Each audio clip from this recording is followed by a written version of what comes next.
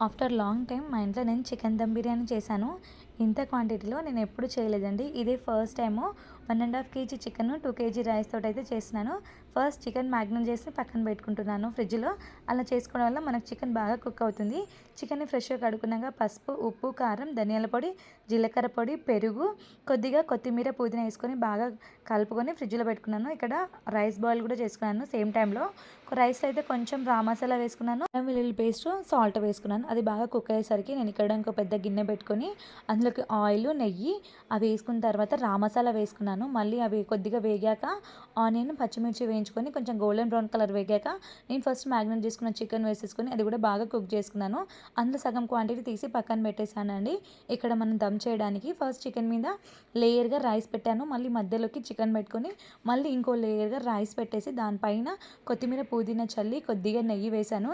దానివల్ల అది కుక్ అవుతుంటే మంచి స్మెల్ వస్తది మనకి.